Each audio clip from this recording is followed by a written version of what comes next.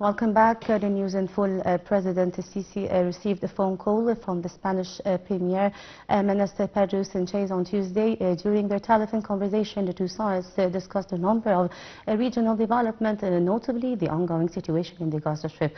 President Sisi reviewed the Egyptian efforts to achieve a ceasefire in Gaza, emphasizing Cairo's categorical rejection of any attempts to displace the Palestinians from their land. In the second context, the head of state and the Spanish Premier Minister condemned the ongoing Israeli military operation in the Gaza Strip. They stressed the significance of reaching an immediate ceasefire and an end to the Israeli ground incursion into the besieged territory, as well as the imperative of delivering humanitarian aid.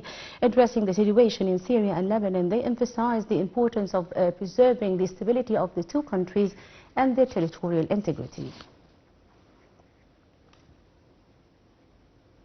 Meanwhile, President Sisi on Tuesday presided over a meeting with Prime Minister Mustafa Madbouli, the Minister of Supplies, Sharif Farouk, and Minister of Land Reclamation Ala Farouk. The meeting centered on government's efforts to activate the commodities stock market to achieve the food security and to boost the sustainability of the basic goods at affordable prices. It further focused on securing affordable prices of the strategic goods, protecting both producers and the consumers, enhancing local agriculture and industrial sectors, as well as improving the mechanism of the trending goods to control the market and to improve the pricing transparency. The meeting tackled details related to the stock market, especially that it becomes a window for imports and exports of crops preceded the food, fooders, fertilizers, the pesticides and the veterinary drugs.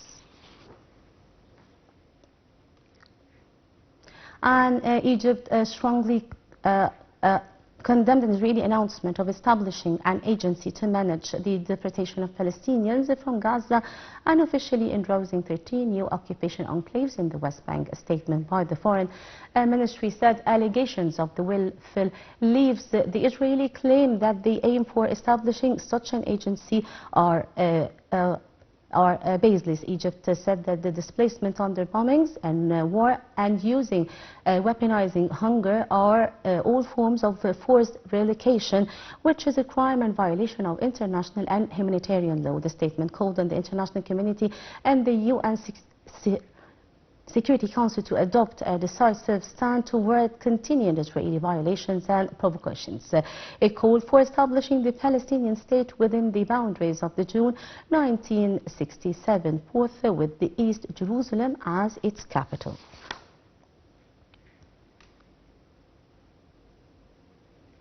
And the Palestinian Ministry of Foreign Affairs said that the Palestinians would not accept to be deported from their lands by any means. It said that the Palestinian National Authority stance towards such attempts was clear, with rejection to all such schemes, adding that there is no continued coordination with the Arab countries over Gaza. The ministry said that the Palestinian Authority took part in the planned rouse by the latest Arab summit over the future of Gaza. According to the ministry, the authority is exerting utmost efforts on the political and diplomatic fronts for the return to the ceasefire deal in Gaza.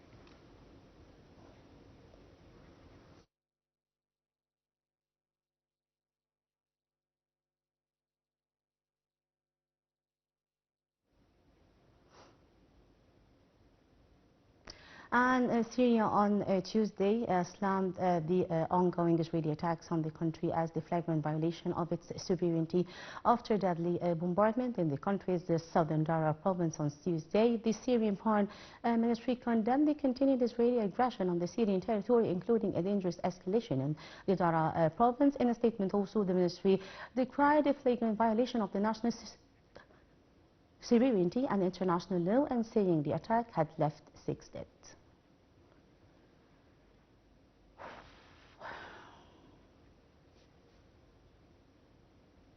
And U.S. President Donald Trump on Tuesday dismissed the accidental addition of the journalist to a group chat about Yemen airstrikes as a glitch and stood by his top national security team despite the stunning breach. The details follow in the coming report.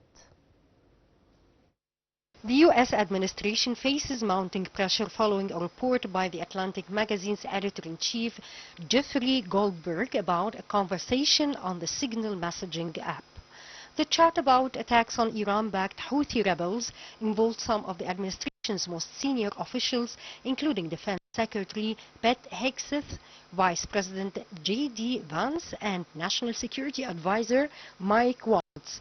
U.S. President Donald Trump said the breach was the only glitch in 2 months, and it turned out not to be a serious one. Trump added that Waltz, his top security official in the White House, had learned a lesson, describing him as a good man. Goldberg said he had received a connection request from a user identified as Michael Waltz on Signal. The White House had earlier pushed back more forcefully on day 2 of the scandal after confirming the breach on Monday.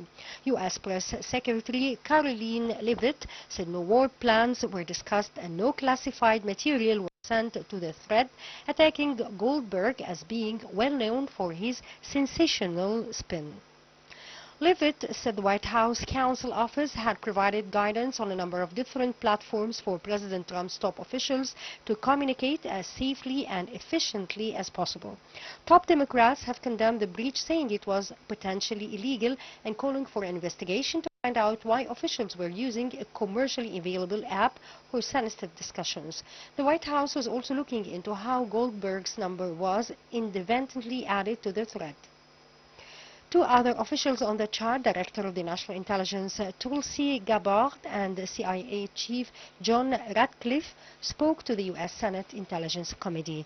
Journalist Goldberg said he was added to the group chart 2 days before the Yemen strikes and received messages from other top government officials designating representatives who would work on the issue.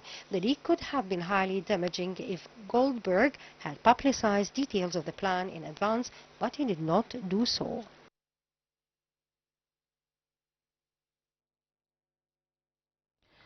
The UN voiced alarm on Tuesday at Turkey's use of mass detentions amid countrywide demonstration with the arrest of Istanbul's popular opposition mayor, urging authorities to probe alleged unlawful use of the force against the protesters. A UN Rights Office spokesman highlighted the more than 1,000 people detained during the protest sparked by the original arrests, including the media workers. A Turkish court detained a photojournalist as a part of an investigation into the protest and decided to keep him in jail pending trial over the charge of attending meetings and marches against the law and not dispersing voluntarily despite warnings.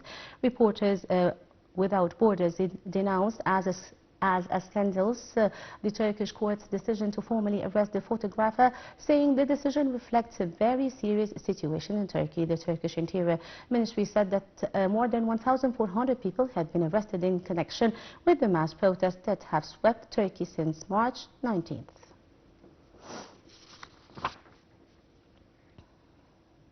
And Ukrainian and U.S. officials were holding another round of talks on Tuesday in Riyadh, a day after lengthy meeting between the U.S. and Russian delegations on a partial ceasefire in Ukraine. Details follow in the coming report. A series of separate meetings between U.S., Russian and Ukrainian interlocutors entered their 3rd day on Tuesday, as U.S. negotiators shuttled back to discussions with their Ukrainian counterparts in the Saudi capital. Washington and Kiev held brief talks in Riyadh a day after hours of U.S.-Russia negotiations on halting the fighting in Ukraine, ended without any breakthrough announced. Late on Tuesday, Russian news agencies reported that Russia and the U.S. planned to release a joint statement on the result of the talks. Those fresh conversations, some as both Russia and Ukraine escalate their attacks on the ground, with Kiev saying its air defense units had downed 78 out of 139 drones launched by Russia Tuesday. In Ukraine's northeastern city of Sumy, officials said the toll from a Russian strike a day earlier climbed to 101 wounded, including 23 children. The strike hit a residential area in the city near the Russian borders as negotiations were taking place in Riyadh. The local administration in Sumy said 14 adults and 16 children were in hospital, with 1 adult and 1 child in serious condition. Ukrainian President Vladimir Zelensky has accused Moscow of wanting to gain battlefield advantage before agreeing to any ceasefire. The Kremlin has downplayed expectations of a rapid resolution since rhetoric around possible halt in fighting escalated with the election of Trump. A Russian negotiator had said earlier on Tuesday that Moscow would continue useful talks with U.S. representatives but would aim to involve the UN and other countries. U.S. President Donald Trump is pushing for a rapid end to Russia's military operation in Ukraine launched more than 3 years ago and hopes that latest round of talks in Saudi capital would pave the way for a ceasefire. Kiev had earlier this month agreed to a U.S. proposed unconditional ceasefire, but Moscow had turned it down, with Ukraine and its European allies accusing it of not wanting peace.